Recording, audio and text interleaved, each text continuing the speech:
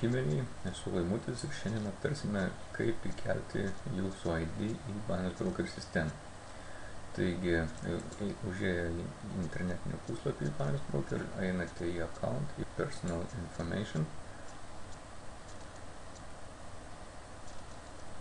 ir pačioje apačioje lango yra skiltis, kur reikia patvirtinti jūsų ID. Spaudžiate Add New ID mygtuką. Čia išmeta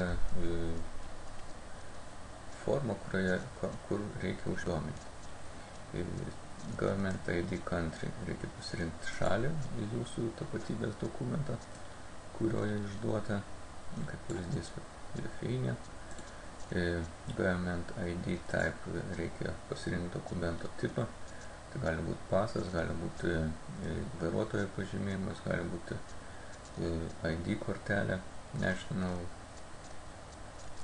Resident Identification ir taip toliau. Ta prasme, pasirenkat dokumento tipą, kuris jums tinka. Ir vėliau įrašote dokumento numerį, Government ID number skiltyje. Government ID state, įrašote vėl dokumentas, kur išduotas šalį, jeigu Lietuva Lithuania. Government ID date issued, kada yra išduotas dokumentas, ir Government ID expire date, kada jisai pasibaigia. Spaudžiate vėliau mygtuką Save.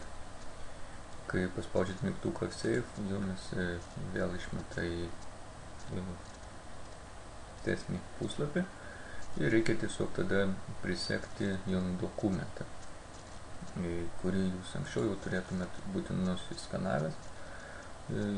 Jeigu tai yra vairuotojo pažymėjimas ar pasas, ar tai, sakykime, ID kortelė, tai reikia tiesiog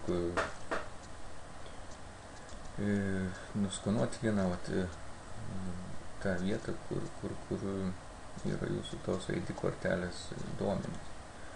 Dokumentas turi būti, sako, neblankus, gerai skaitomas. Nereikia viso lapo ten, kai skanuosit, turi būti tik tai kortelė. Ir turi būti tvarkingai, nepakreipti ir panašiai.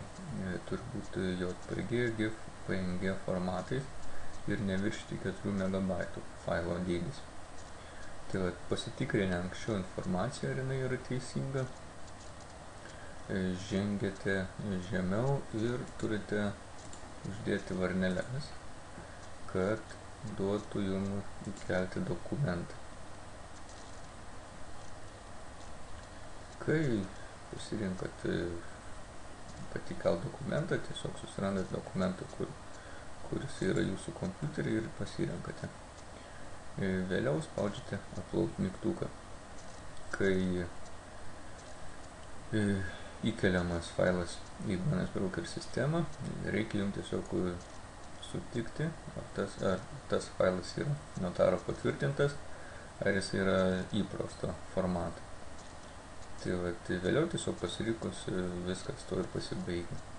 Jums vėl išmeta į ankstesnį langą. Taigi šiai dienai informacijos būtų tiek.